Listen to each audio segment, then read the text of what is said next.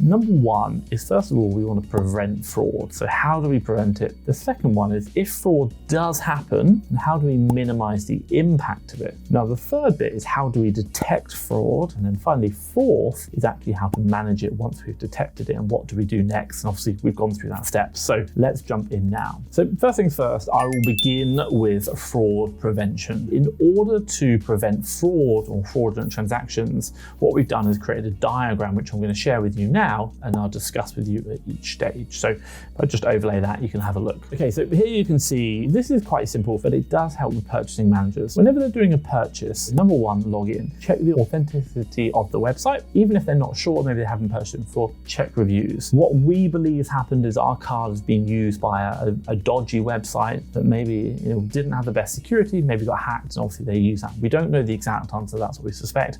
And 9 times out of 10, it probably will be something like that. It's just a fraudulent website taking card details. So log in, make sure you're checking websites before you go in, and don't just believe everything you say, check review websites. Now for us, when we talk about analyze deal, and the process is not so much go through the whole deal analysis process, but just make sure that what you think you're buying is what you're actually buying. So always making sure you're actually buying the right products. I bought some testing good websites, fake Lego, seen it all before. Now, when you come to your credit card information, and we're trying to minimize fraud here, what we're trying to do is ensure that, should we say, on the website itself, a couple of basic checks. We always check the lock icon, just get used to doing that. It's got the lock icon. Also as well, we have a VPN. If it's an open network where you are, maybe in a cafe, people can steal your card details there, so we use a VPN. Also helps with cancelled orders. Also, the other thing we do as well is we don't save the card details to the website. Why? If someone logs in, maybe you're using a well-known email and an old password that's everyone knows, and you haven't got good security. If you've saved it to the website, then they can order other stuff. So we don't save the card details to website, and obviously we don't share card details as well. So card protection there, minimization of that. Then what we do is we go through the purchase. So obviously purchase the product from the website, and then we record it on our USS. So the ultimate sourcing sheet, the sheet we use to manage all our purchases. Now that's pretty much the purchase process. Nothing too out of the ordinary there, kind of maybe some extra checks, just being sure we're happy. Now the final part is something that we'll do probably like maybe once a day, if not twice a day, called fraud checks. So what do we do? Now the fraud checks are carried out with our admin VA and our purchasing manager. Now what they'll do is twofold. Number one, our purchasing manager will be getting messages every time one-time password comes through. If they're not expecting it and they see it, they're immediately going, whoa, this could be fraud. So very careful about seeing one-time passwords. But also as well, number two, they're going to be going into our bank, and with Mercury, you can log in with secondary users. They allow you to log in. Doesn't mean they have actual access to move the money. They can just see the transactions. And what they can do is check the transactions on the bank account versus what we've got on our USS. And we're going to be doing checks every single day, maybe multiple times a day, to make sure that every transaction going through is the transactions we've got on the USS, making sure they match up. So that's something super important for us. Now, again, we talked about it here, daily admin checks, by the admin VA. And also as well, when we go through, especially on Mercury, you can actually add comments to each of the transactions, which is fantastic. And we just record what it was. For example, like, transaction confirmed, John Lewis, for example, or Walmart. So we'll put it in there. And then also as well, at the end of that, we'll do a random audit by the owner. So, me or you would go through, spot check random items, check it versus the USS, and just make sure that that check by your admin VAs or your purchasing manager is being done, that we're making sure we're seeing that all the transactions are accounted for and correct as per the USS. Now, that's pretty much a simple overlay of what we're looking at. Now, the one thing I try to say for you is there are so many checks that you can do to do legitimacy of a website, and way more than what I'm talking about here is I'll drop a link up here called How to Know If a Website is Legit or Not. Check that out. That's going to help you out, and I recommend everyone watch that if they're involved in purchasing and probably even sourcing as well. So once we've done prevention, this leads me on to step 2, which is very nice. It's called minimization. If we can't stop fraud, and it does happen, how do we say, well, if it is going to happen, how do we minimize the impact of it? So let's say, for example, we have one purchasing card with a 3K limit. What we've now done with Mercury, and I think a lot of other card providers, you can create multiple virtual cards. So what we now do is, instead of having one card with like a 3K daily limit, we'll now have 3 cards with a 1K daily limit. So if any one card gets stolen, they can now spend up to a maximum of 1,000, not 3,000. Now you can use that for however many limits you want, but what we'll do is we'll spread that risk across multiple cards rather than having one card we're doing with. The use of virtual cards in this case is very, very advantageous. That basically now means that we're minimizing the impact, means we'll lose a maximum of 1,000, not £3,000 or $3,000 worth of fraud on our cards. Now, in addition to that, what we're also doing is all the cards we're deleting every single week, and we're creating new cards every week to do that.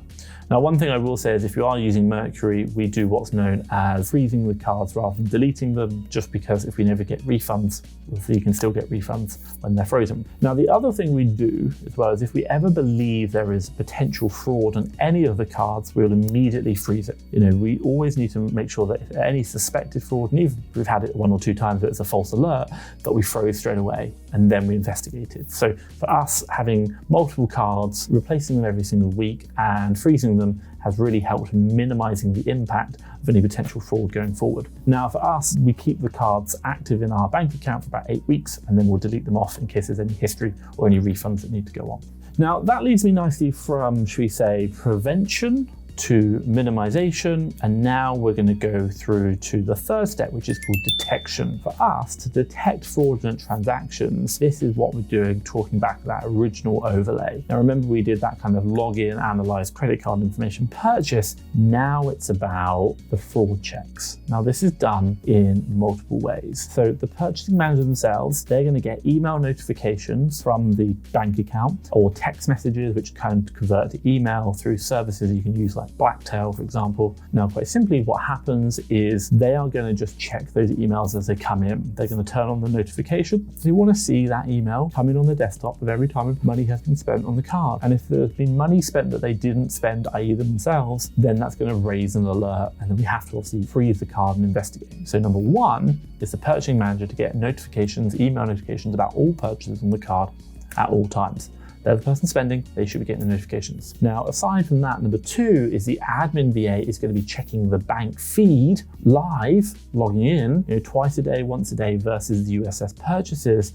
And this is to just double check that the amount being charged on the card and all the transactions on the card are the same as what we're recording on the USS. If there are variances, if there are anomalies, if there's transactions we're not noticing, then immediately we alert, we freeze, and we investigate. So this is about when fraud is detected, we will suspend purchasing for those cards, and we'll do an investigation into the transactions to see what has happened. And the fourth and final step is fraud management. Obviously for us, 11,000, we had to do this quite extensively. Now, once a transaction has been verified as fraudulent, what do we do then? We now proceed to the managing of the fraudulent transactions by quickly checking the following. So first things first, number one, we're going to check the total amount, i.e., card A was charged with $5,000, for example. Now, number two, we're going to check the number of transactions. Was it 1, was it 2, was it 3 or 4, which don't align with the USS or the purchasing manager. We want to just detail all that information, make sure we got it. Then what we want to do is number 3 is check the date posted. For example, if it happened on like the 5th of December, but we might be detecting on the 8th because transactions are taking time to come through. We also just want to make sure that we understand what's going on, the dates of all the cards, transactions, and the dates posted, and also checking other cards to see if there's a possibility of more than one compromised card. Now, once we've collected all that information, that now is going to be followed by the next task, which is informing myself as the owner of the business, and in my business development manager, but also for you probably don't have one, but that will be through immediately. So collecting that information, and that'll be immediately informing us through Skype and Slack. So both channels, because I get them on my phone in different ways, or however you communicate. So once it's been detected, collect the information, communicate to the business owner, communicate to the relevant people who need to know as soon as possible. Now, the team member will complete a set paragraph of text which will be sent to me and my business manager. Why? For example, the team member might not be able to cancel the card, there might be a problem, they might have some information they need to share, and by having a predefined bit of text that they share in that template, and again, that's on that downloadable link, it just makes sure we get all the information we need to know before they send that information. So let's say, for example, maybe I'm asleep when they send it, maybe my VA is asleep when I wake up, then obviously I've got all the information I need to know on that Slack message so I can react straight away. So that predefined bit of text really, really helps. Now, that's just going to help us. And now, in addition to sending that Slack text, what my VA is also going to do, my VA is also going to call me 3 times on Skype, which is going to be an alert for me. 1 time, not interested. 2 times, 3 times, okay, there's a problem.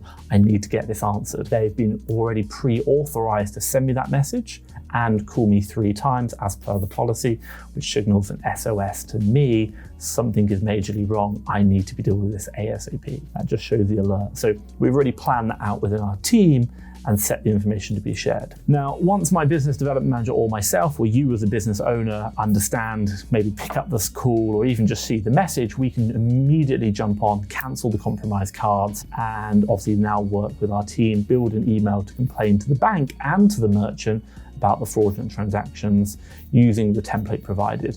And why? Because we have done this, used this template to recover the money, to get the money back from fraudulent transactions. Now, further to this, managing the fraudulent transactions, the business development manager, along with all those involved in the Amazon business, are then going to conduct an investigation. Even if it means suspending purchasing for us, then we're going to try and identify what happened and how we can improve and get better in the future. So after completing these 4 steps, step 1, fraud prevention, step 2, minimizing, step 3, detection, step 4, fraud management, we now resume purchasing and obviously issuing of new virtual cards. So quite a lot to go through there and a lot of thoughts, but the idea is it's a very defined process of minimizing or prevention, minimizing, detecting, and then managing when it happens. And this is communicated to the whole entire team. So if anyone detects it, they know the exact text they've got to fill out, fill in the blanks, send that to us through all our channels, and then call us 3 times. And that just alerts all the people who need to know there is an SOS problem, jump on it today. Now, what I will say for you guys is do check out that downloadable content. It's got all this in there, that overlay and our policy guide. And I really recommend sharing this with your team. I think this is super important because, my God, it's $11,000 for us